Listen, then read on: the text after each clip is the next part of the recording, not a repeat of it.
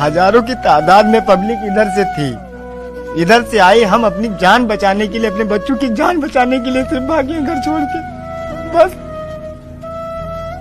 खाली हमारी जान बची है जो सर पर कपड़ा शरीर पर ये बचा हुआ, बाकी कुछ नहीं बचा है। हमारे घरों में जो जिसको मिला लूट कर ले गए और हमारे घर को पूरी तरह आग के हवाले किया गया। पेट्रोल नहीं लगेगा, लेकिन अगले चौराहे पर इससे पहले कि कुछ हो तब तक राम नाम सत्य है की बात सामने आ जाएगी।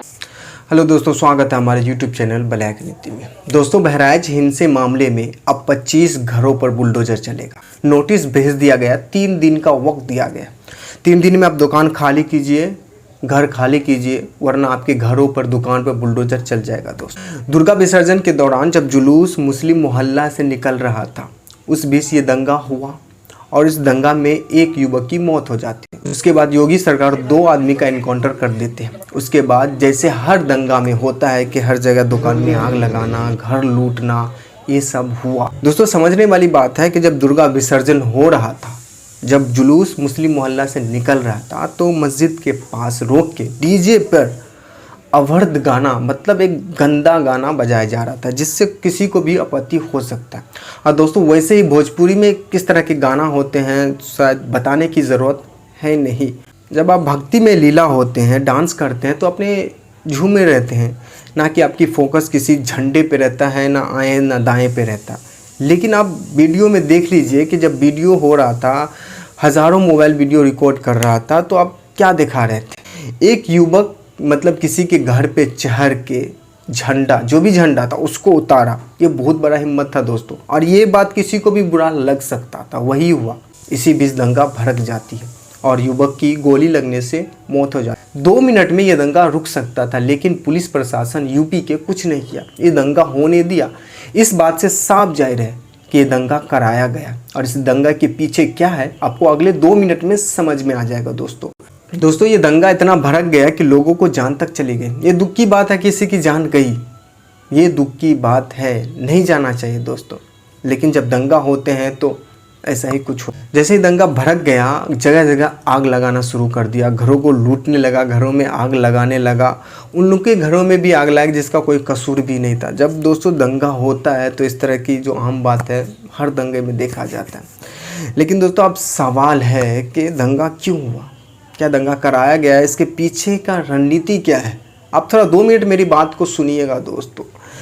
इसी साल जो चुनाव हुआ 2024 में, उस चुनाव में बीजेपी थोड़ी सी हारी है यूपी में खासकर। फिर भी ऐसा नहीं कि बीजेपी की सरकार नहीं बनी, बीजेपी की सरकार बनी है, लेकिन यूपी में हारी है थोड़ा बहुत। इसका क्रेडिट सीधे आदित्यनाथ योगी के ऊपर गया है। और इसी बीच बीजेपी का आला कमान योगी को हटाने की खबर चला दिया, और योगी को हटाना चाहते थे, और ये हकीकत भी है।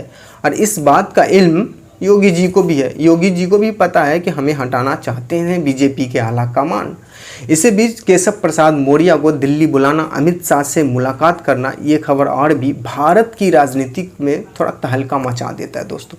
और ये पहला बार नहीं था जो योगी को हटाने की बात बीजेपी का आला कमान कर रहे हैं। इससे पहले भी कई बार हो चुके हैं, और ये बात योगी भी अच्छे से जानते हैं कि मुझे बीजेपी आला कमान हटाना चाहते हैं, और बीजेपी आला कमान भी सच में योगी को हटाना चाहते हैं।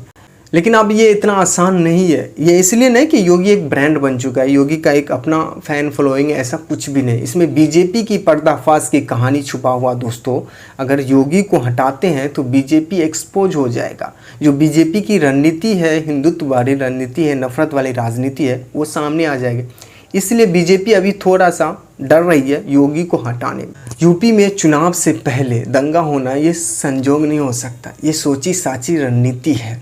यूपी में जो 10 सीटों पे चुनाव होना, ये केवल चुनाव नहीं है, आदित्यनाथ योगी की कुर्सी का सवाल है, यूपी के मुख्यमंत्री पद का सवाल है। इसलिए योगी आदित्यनाथ हर हाल में इन 10 सीटों का चुनाव जीतना चाहते हैं।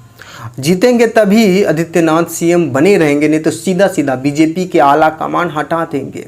और इसलिए यूपी में इस तरह के दंगा होना संजोग नहीं हो सकता कि चुनाव से पहले। और इस पर अखिलेश यादव क्या कह रहे हैं, जरा सुनिए आप। जो घटना हुई है वो दुखद है, और किस कारण हुई है। जिस समय ये प्रोसेशन निकलने का काम शुरू हुआ, कम से कम प्रशासन को इस बात का ध्यान रखना चाहिए था कि जो प्रोसेशन निकल रहा है उसका रूट क्या है, रूट पे पूरी सुरक्षा है कि नहीं है, पर्याप्त पुलिस है कि नहीं है, और उसके साथ साथ लेकिन कम से कम प्रशासन को यह ध्यान रखना चाहिए था कि आखिरकार क्या बजा रहे हैं, क्या किसी को अपमानित कर रहे हैं। तो ये पूरी जिम्मेदारी शासन की थी, सरकार की थी। शासन की चूक की वजह से इतनी बड़ी घटना हुई। अब सवाल उठता है कि यूपी के लॉ एंड ऑर्डर पे, वहाँ की सरकार पे जो खुलेआम गुंडागर्दी पे उतरी हुई है, इस पे कोई शक नहीं है दोस्तों। क्या अब ये सवाल है कि ये भारत देश सरकार से चलेगी या फिर कानून से, संविधान से चलेगी? अगर सरकार से चलेगी तो फिर इतना कोर्ट कचहरी या पुलिस प्रशासन है जिस पे हज़ारों करोड़ रुपया खर्चा कर दिया जाता है, उसको हटा दिया जाए, पैसा भी बचेगा, वो पैसा किसी और फील्ड में खर्च होगा। इस बात से तो साफ ऐसा ही लगता है कि जब सरकारी सब कुछ करने के लिए तैयार है तो फिर पुलिस प्रशासन किस लिए बैठा है, लॉ एंड ऑर्डर कोर्ट है वो किस लिए बैठा है। और दोस्तों मैं चाहता हूं कि इस पे सुप्रीम कोर्ट का क्या टिप्पणी होता है। क्या सुप्रीम कोर्ट हाथ धरे बैठे हैं? देश में कुछ भी हो रहा है, राज्य में कुछ भी हो रहा है, क्या इस देश में अब कोर्ट कुछ भी नहीं है, लॉ एंड ऑर्डर का मतलब कुछ भी नहीं, संविधान का मतलब कुछ भी नहीं है? इस तरह के दंगे से चुनाव से पहले होना इस बात का फुल संकेत है दोस्तों आपकी राय क्या है दोस्तों? यूपी में इस तरह के दंगा कराना कितना सही है, कितना गलत है? लोगों की जान माल की हानि पहुंचते, लोगों की जान जाती, इस पर आप भी अपनी राय ज़रूर दीजिएगा।